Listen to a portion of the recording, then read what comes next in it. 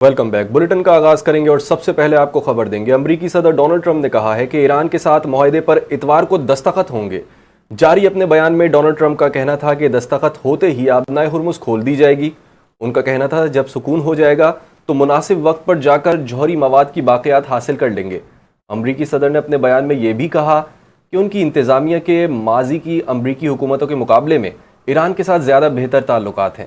ایران پر حملوں کے نتیجے میں ہونے والے نقصانات کے ہٹ جانے کے معاملے پر ٹرمپ کا کہنا تھا کہ اس معاہدے کے تحت ایران کو کسی قسم کی مالی ادائیگی نہیں کی جائے گی۔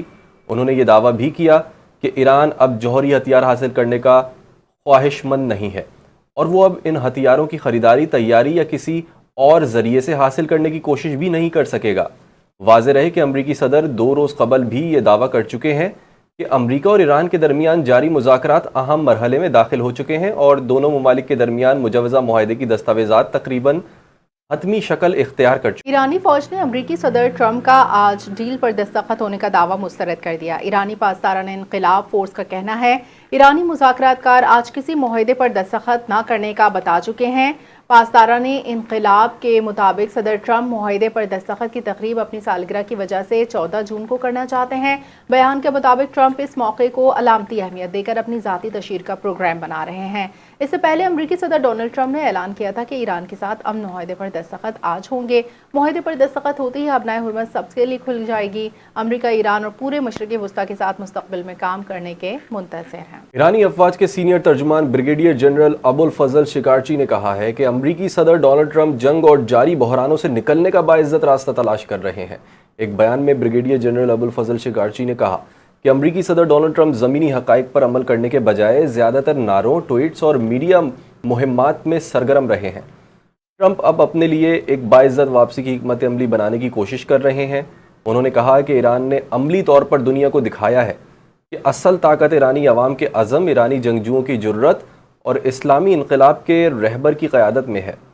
امریکی فوج کو کبھی دنیا کی سب سے طاقتور فوج سمجھا جاتا تھا، لیکن آج عالمی رائے عامہ میں یہ سمجھ چکی ہے کہ یہ اس طاقت کا بڑا حصہ پروپیگنڈا اور مبالغہ آرائی پر مبنی ہے۔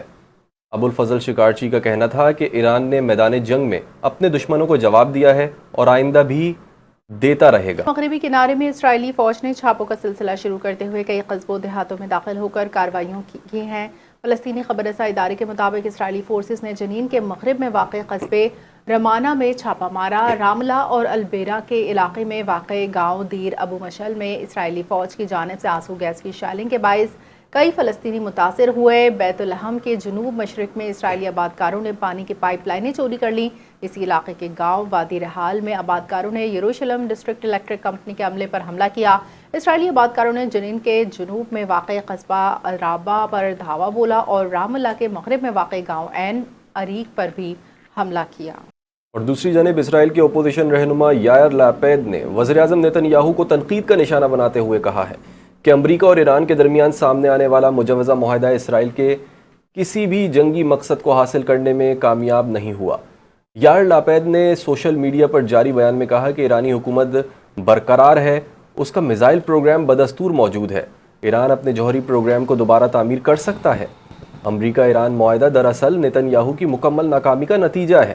اپوزیشن رہنما نے نیتن یاہو پر الزام عائد کیا کہ ان کی پالیسیوں نے اسرائیل کو تابع ریاست میں تبدیل کر دیا ہے جو اپنے فیصلوں میں مکمل خود مختاری نہیں رکھتی۔ کوئی پریس کانفرنس، میڈیا مہم اور مصنوعی ذہانت سے تیار کردہ کوئی ویڈیو اس ناکامی کو چھپا نہیں سکتی۔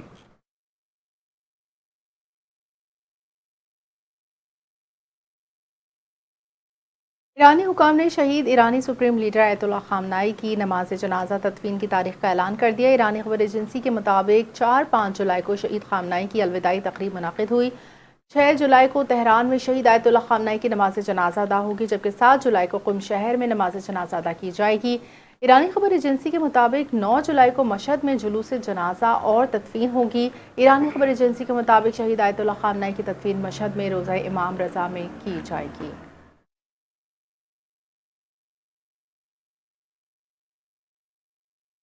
آگے بڑھیں گے اور آپ کو بتائیں گے قومی اسمبلی میں اپوزیشن لیڈر محمود خان اچکزئی نے وزیراعظم شہباز شریف کو بیٹھ کر معاملات آگے بڑھانے کی پیشکش کر دی ہے۔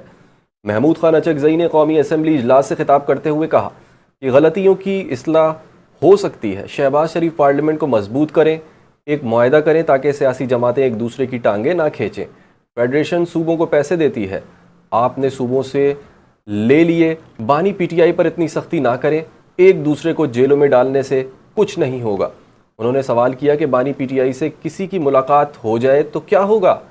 محمود خان اچکزئی نے اقبال آفریدی کا معاملہ بھی اٹھایا اور اسپیکر کو مخاطب کرتے ہوئے کہا کہ اقبال آفریدی کو آپ نے ایوان سے نکال دیا۔ اسپیکر قومی اسمبلی ایاز صادق نے کہا کہ اقبال آفریدی نے لوگوں کے ساتھ بدتمیزی کی، گالیاں دی، مارا پیٹا۔ اگر میں ارکان پارلیمنٹ اور عملے کا تحفظ نہیں کر سکتا تو مجھے یہاں بیٹھنے کا اختیار نہیں۔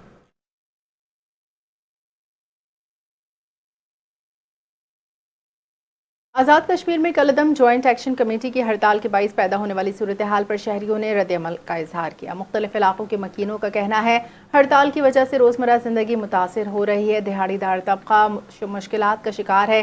بازاروں کی بندش کے باعث گھروں میں شے خورنوش کی قلت پیدا ہو گئی، روزگار رکنے سے چولہے ٹھنڈے ہو گئے، اسپتال میڈیکل سٹور تندور بند ہونے سے مریضوں عام لوگوں کو پریشانی کا سامنا ہے۔ مقامی افراد نے موقف اختیار کیا، احتجاج نے عوامی مسائل کم کرنے کے بجائے بڑھا دیے۔ آزاد کشمیر کے شہری کسی بھی ہڑتال یا بحران کے متحمل نہیں۔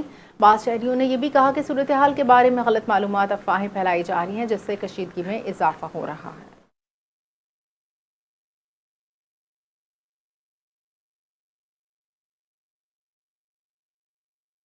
صوبائی حکومت کی نااہلی کے باعث پارا چنار بنیادی سہولیات سے محروم، تعمیراتی منصوبے غفلت کا شکار۔ اپر کرم کے اہم علاقے زیڑان کو ملانے والی سڑک کا منصوبہ صوبائی حکومت کی نااہلی کی نظر ہو گیا۔ اپر کرم میں زیڑان سڑک منصوبے کا ٹینڈر منظور ہونے کے باوجود تعمیراتی کام تاحال شروع نہ ہو سکا۔ اپر کرم کے مقامی افراد کا صوبائی حکومت کی نااہلی کا ذکر کرتے ہوئے کہنا تھا کہ سڑک کی خستہ حالی کے باعث علاقے کی لاکھوں کی آبادی کو آمد و رفت میں مشکلات کا سامنا ہے۔ ٹھیکیدار کو ادائیگی نہ ہونے کے باعث تعمیراتی منصوبے پر کام عارضی طور پر روک دیا گیا ہے۔ انتظامیہ کی جانب سے ٹھیکیدار کو کام شروع کرنے کے عوض 15% کمیشن دینے پر مجبور کیا جا رہا ہے۔ خستہ حال سڑک نے معمولات زندگی مفلوج کر دیے ہیں، مریضوں کو اسپتال لے جانا بھی مشکل ہو چکا ہے۔ علاقے کے مقامی شہریوں کا انتظامی غفلت پر اظہار تشویش، اعلیٰ حکام سے فوری کارروائی کا مطالبہ کر دیا۔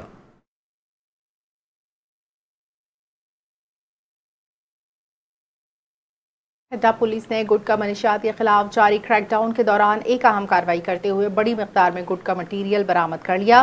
ایس ایس پی ٹھٹا کی ہدایت پر ایس ایچ او تھانہ گھارو انسپکٹر شہزاد الیاس نے پولیس ٹیم کے ہمراہ تہیم گوٹ گھارو کے قریب کارروائی کی۔ پولیس کے مطابق سوزوکی پک اپ کے ذریعے گٹکا مٹیریل سپلائی کرنے کی کوشش ناکام بنا دی گئی۔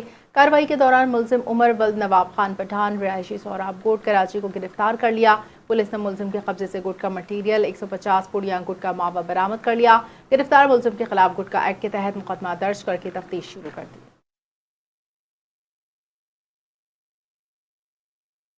اور آپ کو خبر دیں گے، پاکستان کے لائف سٹاک شعبے میں ایک اہم پیش رفت کے تحت روسی foot and mouth disease vaccine کی فراہمی بحال کر دی گئی۔ اس اقدام کو ملکی مویشی پال صنعت کے لیے ایک بڑی کامیابی قرار دیا جا رہا ہے، جس سے بیماریوں کے پھیلاؤ پر قابو پانے میں مدد ملے گی۔ پاکستان میں فٹ اینڈ ماؤتھ ڈیزیز سے لاکھوں مویشی متاثر ہو رہے ہیں، جس کے باعث پیداوار اور برآمدات کو نقصان پہنچ رہا تھا۔ گزشتہ 3 برسوں کے دوران تقریباً 2100 کیسز رپورٹ ہوئے، جنہوں نے لائف سٹاک سیکٹر کو شدید دباؤ میں رکھا۔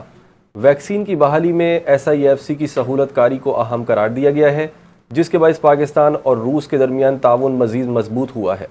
روسی تجارتی نمائندے ڈینس اے نیو نے اس پیش رفت میں ادارہ جاتی رابطہ کاری کے کردار کو سراہا ہے اور کہا ہے کہ اس اقدام سے نہ صرف مویشی پال کسانوں کے اعتماد میں اضافہ ہوگا بلکہ بیماریوں سے بچاؤ کا نظام بھی بہتر ہوگا، جس کے نتیجے میں لائف سٹاک کی پیداوار اور برآمدات کے نئے مواقع پیدا ہوں گے۔